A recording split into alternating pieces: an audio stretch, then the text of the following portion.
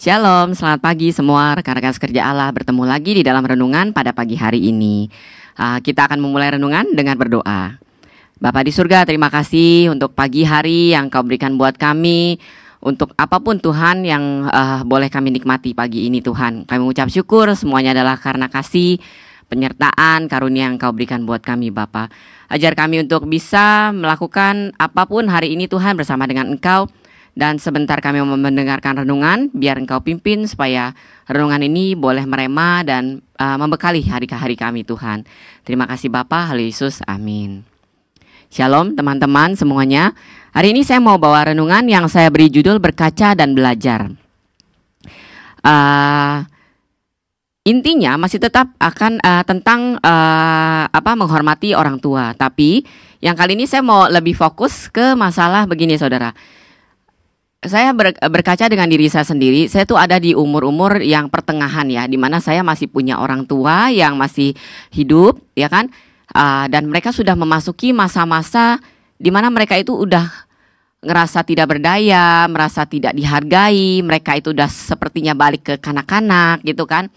Nah, sementara kita sudah menjadi orang tua. Kita sudah menjadi orang tua dan kita punya anak-anak yang masih kecil atau yang mungkin udah remaja yang kita lihat. Gaya hidupnya itu juga udah beda ya.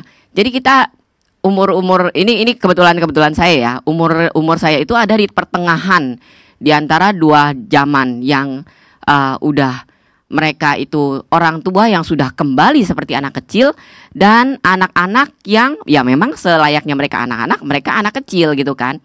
Nah, dan itu punya rentan waktu yang berbeda, kurang lebih 80 tahun, 70-80 tahun. Dengan jarak yang sedemikian jauh, otomatis dunianya itu juga udah jauh banget ya.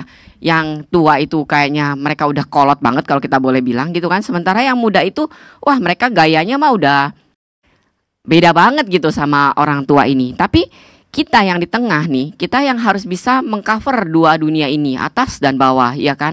Dunia orang-orang tua yang sudah kembali ke anak kecil dan anak-anak yang memang mereka masih anak kecil. Saudara, kan dikatakan dalam firman Tuhan ya, di Keluaran 20 ayat 12 itu, hormatilah ayahmu dan ibumu supaya lanjut umurmu di tanah yang diberikan Tuhan Allah kepadamu, ya kan? Terus di Efesus juga sama, 6 ayat 2, hormatilah ayahmu dan ibumu, ini adalah suatu perintah yang penting, seperti yang nyata dalam janji ini. Nah saudara, kita itu di atas punya dua orang tua kalau yang memang masih lengkap, dua set orang tua, artinya orang tua kita sendiri dan mertua.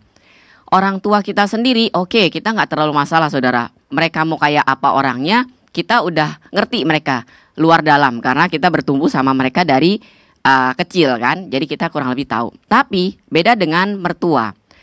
Mertua, baik lelaki maupun mertua perempuan, itu istilah kita nusuk di tengah-tengah zaman mereka pada saat kita menikah dengan suami kita, ya kan. Jadi itu harus kita pelajari. Sebagai kita generasi yang lebih muda, kita otomatis tidak bisa mengharapkan mereka belajar dari kita. Benar ya, harus kita yang sebagai orang yang nusuk masuk ke dalam rumah mereka, istilah gitu ya, kita yang dari luar gitu, kita yang belajar. Kalau saudara ngarepin mereka yang belajar dari kita, bisa rusuh nanti jadinya ya. Itu sebabnya bisa ada konflik ya, karena yang mereka harapkan mereka itu tua, jadi mereka mau kita yang belajar. Walaupun sebenarnya mereka juga harus belajar, tapi tidak bisa kita harapkan banyak. Kita yang muda, kita yang harus belajar saudara.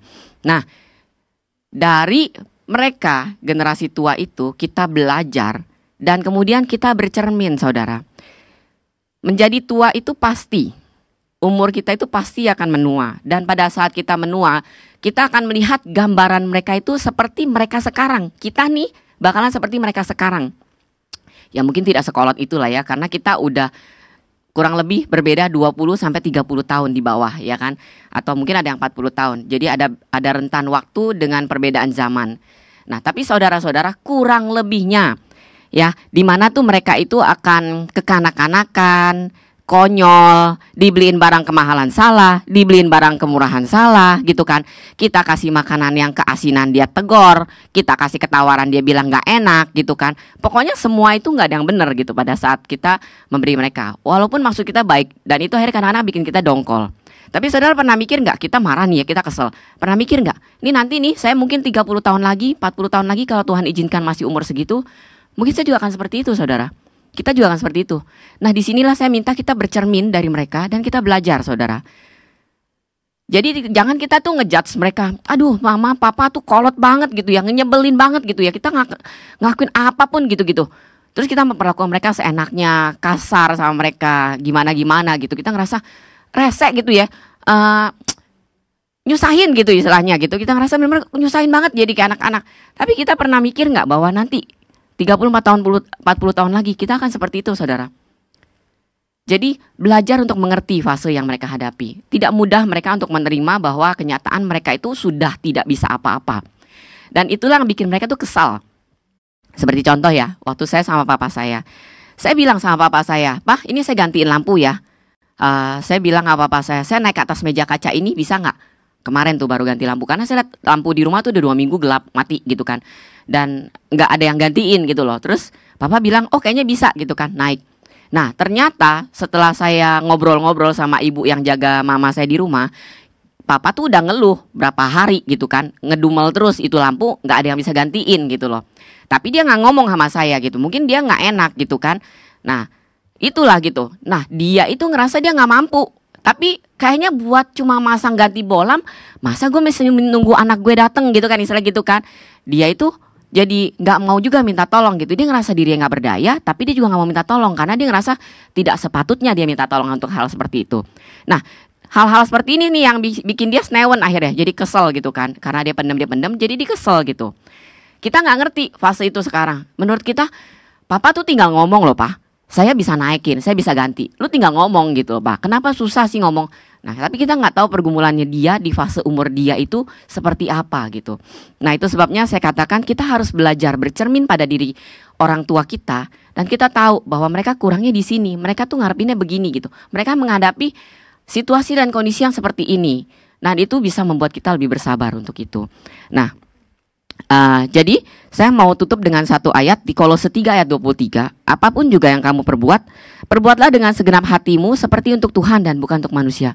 Saudara, kalau kita ngeladenin papa mama kita yang kolokan, yang sepertinya kekanak-kanakan, kalau anak-anak kolokan wajar ya. Tapi kalau kita lihat orang tua yang udah renta terus dia kolokan, terus nyebelin, terus cranky gitu ya, terus moody banget gitu, rasanya nggak lucu gitu. Tapi kita belajar, kita berkaca dari mereka. Dan kita belajar bahwa itu adalah satu fase yang mereka harus hadapi dan mereka menghadapinya juga tidak mudah.